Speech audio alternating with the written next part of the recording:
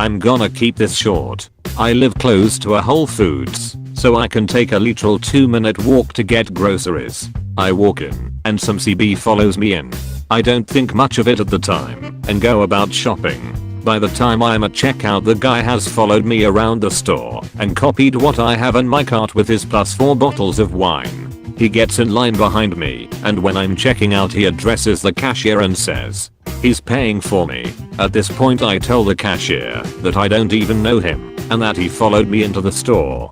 He tries to play it off by faking that we are friends. I ask him what my name is and he flakes, asking other people in line to buy his food for him. Eventually a cop walks in and sees what he's doing and asks him to leave. Not very interesting, but it's my CB story. Back in 2015, we owned an internet cafe which we turned into a VR arena. We ended up with 30-ish computers that had been pretty well used, and we didn't want to sell them to avoid having to service them later if they failed, so we gave them away to people who couldn't afford computers. Fast forward to about an hour ago, I get a message from someone I've never heard of who has got my number off someone else. She's been given a computer that we originally donated to someone else.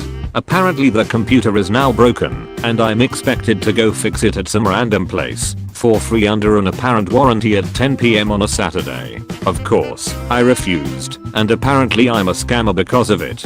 After the text messages, she tried to call 4 or 5 times before I blocked her number. So, here's a little context. Christmas last year, I got myself a VR headset, which is white, but after a while, I decided to sell it. Find a CB on eBay, message him for a while, and we finally agree on a deal. I send it to him, get some money out of it, and think all is good.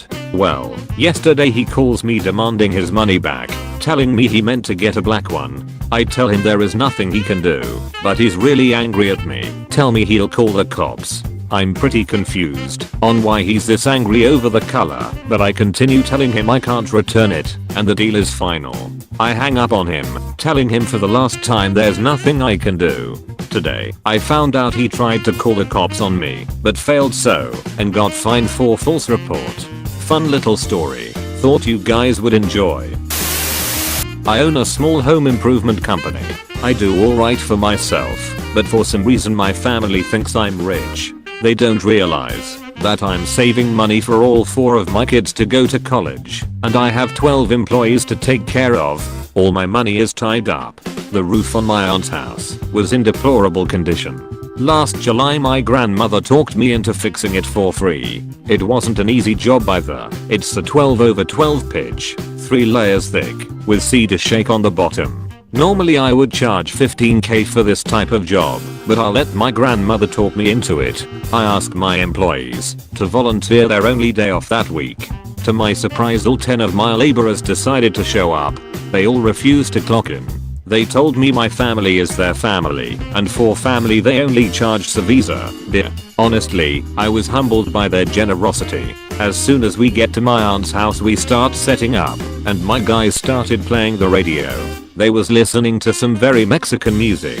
Then my trashy ass cousin decided she was going to go outside and start yelling at these guys about the music, and had them turn it off. About an hour later, my cousin came outside again to tell these guys to put their shirts on, because she felt like it was inappropriate for her 8-year-old daughter to see a man working with his shirt off. After the tear off was done and we installed a new roof deck, I went out and got a couple buckets of chicken and a few cases of beer. Everyone was standing in the yard eating chicken and drinking beer, talking and joking around and having a good time.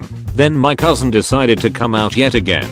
This time she's complaining about everyone drinking on the job.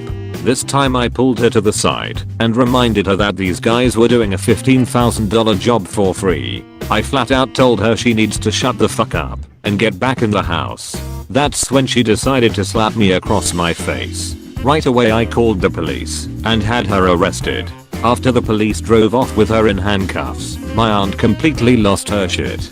She started screaming at me and then threatened to call ICE on my employees. She told me I should be ashamed of myself for not hiring legal American citizens. I told my crew to pack up their shit and hit the road. they are nicer than me because they went up and tarped the roof off before they left. About 2 days later, I sent my aunt a text message stating that I expect a sincere, well-written apology letter for all of my employees if she wanted her roof finished. About a week later I was served a subpoena by the police. My aunt was suing me for damages. I explained the whole situation to the judge and showed her the message that I sent my aunt requesting a simple apology letter, to which the judge fully agreed on my behalf. My aunt was ordered by the court to write 10 sincere apology letters to my employees before I finish her roof. She still hasn't wrote those letters and she still doesn't have a roof. Did you enjoy this video? Leave a like and subscribe to Brody for more.